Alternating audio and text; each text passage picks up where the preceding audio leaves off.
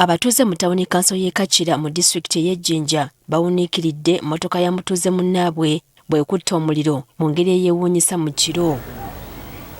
Mmotoka eno kika kya Toyota Lactis namba UBK 722L ebadde ya Catherine Nabunya. Ababadde kiro mu kusaawa 8:30 nagenze okuwulira alamu ku mmotoka ng'alaminga nnyo okuddamu okutekeberera mu ddinisa ng'emmotoka bagitaddeko omuliro. Oluvannyuma lw'okuyita bamuliraanwa okumuyambako okuzikiriza omuliro bayise poliisi okujja okulaba ogubadde. Poliisi yazze n'embwa yayo ekonga olusu nga yaggukidde mu maka ga Taddeewo Tudda Gisso wa tawuni kanso y'e Kachira. Ne tuyita poliisi n'ereeta embwa kati baagenze ne bakwata baneiba bafeeyo kubanga embwa gye yakomerekeredde n'etuula eyo. Okusinziira ku Nabunya guno si gwe mulundi ogusoose ng'abantu bano bennyini bagezaako okwonoona mmotoka ye. Emabega eyo nga 2 omwezi guno ogwa February era nali mpita nga ngenda okuyingira mu kisaakaati kyange ne bakuba endabirwamu ey'emabega. So era mbadde nga ndi mu process ya kugikyusa baagikuba ne bagiyiwa. Abaana n'embalaba baagiyiwa era n'entwala omusango wa poliisi kubanga bwe baagiyiwa ne bayingira mu kisaakaati kya neiba wange okumpi awo. Okusinziira ku batuuze ebyobufuzi mu kitundu kino byawudde nnyo abantu nga ssaawa eno buli omu munne amuwanda lulusu. Politikisi wano w'ekakiro talinga wa bitundu birala. Abantu bawana beekakira politikisi yatandikira mu 2016 eyo. Waliwo abeesimbawo babiri Kabule Kamau ne batandika empalana zaabwe paka na kati.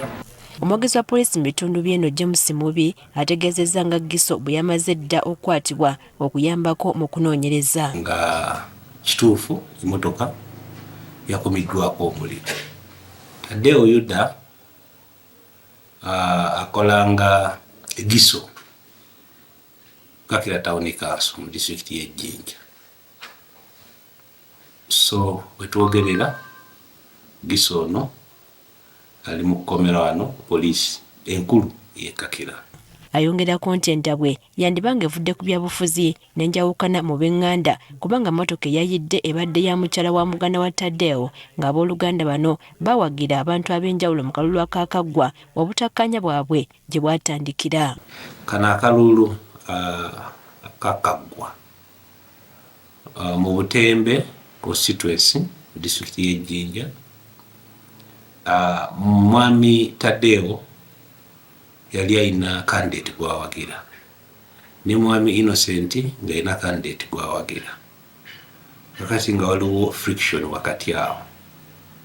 So tuli mu kulaba nti tutegeera bulungi ensonga ez'ekukusa ku famire n'ebyobufuzi. Bino webijjidde nga yali avanya ku bwa mmeeya w'eggombolola eno Charles Kabula Sunday ali mu ddwaliro anyiga biwundu oluvannyuma lw'abatamanya ŋŋamba okumukuba ku lunaku olw'okulonda era n'akalulu teyasobola kukasuula. Nali ndinawo entyaime nga ndi banange mu evening time nga ndinaku kyendi kwenwera kwawo.